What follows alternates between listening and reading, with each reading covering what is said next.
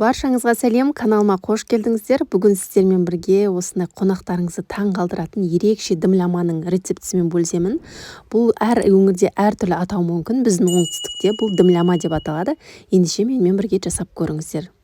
Ең бірінші қамырын илеп дайындап қоямыз. Бізге қамырына бір дана жұмыртқа, содан соң суымызды құямыз, бір шай қасық тұз барлығын салып, жақсылап араластырып аламыз.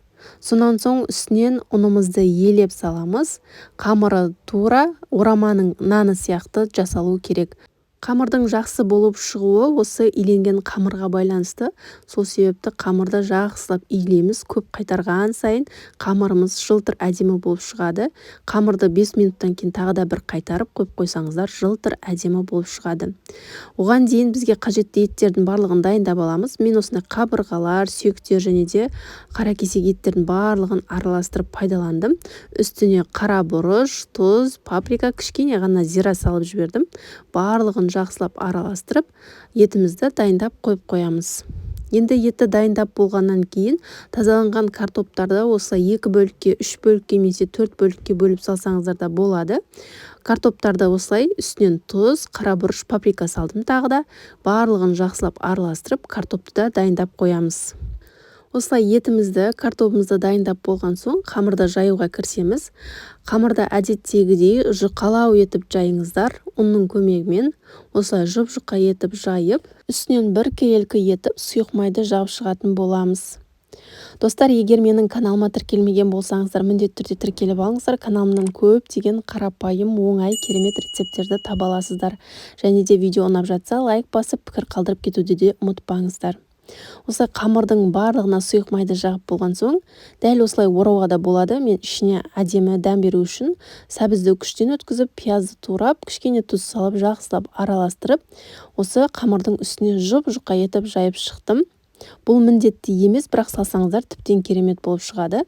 Осылай жұқа етіп жайып, лента тәріздес етіп қамырымызды кесеміз. Дәл осылай қамырды кесіп, Гүлханым сияқты орап шығатын боламыз.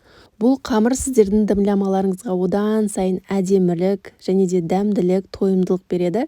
Сол себепті дымламаның қасына міндетті түрде осындай орама гүлді жасап қойыңыздар.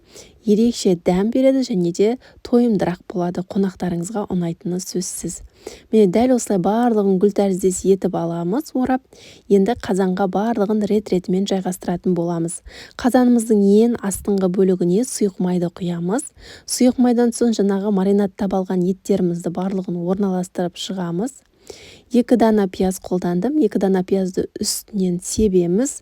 Және де оның үстінен сәбізді әдемі көріну үшін барлығын осындай ирелек пышақпен турап салдым. Әсем көріну үшін сәбіздің үстінен сарымсақтарды саласыздар дәміне қарай. Және де қызанақ, 2-3 дана қызанақты осылай бөліп салып жібердім. Және де лавр жапырағын қоямыз. Сосын маринадта тұрған осындай картопты саламыз. Бұған біз тұз қоспаймыз, себебі етіне, картопына тұз қосқаннан кейін тұзы жеткілікті болады. Осылай дәм беру үшін аскөк салдым. Қызыл тәтті болгар бұрышын салып жібердім. Көк болгар бұрышында қолдануға болады. Ең соңында осындай 40 қабатты бетіне әдемілеп жауып шығыңыздар. Ауа кірмейтіндей етіп, барлығын осылай рет-ретімен жауып шықтық. Және де ең соңғысы біз жаңа дайындап алған орамаларымызды бетіне орналастырып шығамыз. Міне дәл осылай барлығын біркелкі етіп орналастырып шығыңыздар. Қақпағын жауып, бірінші жоғары отта қайнатып аласыздар. Дауысы шыққанға дейін, дауысы шығып қайнағаннан астын баяулатып 45 минутта осылай пісіріп аласыздар. Міне қараңыздаршы, қандай керемет дәмді болып шыққан.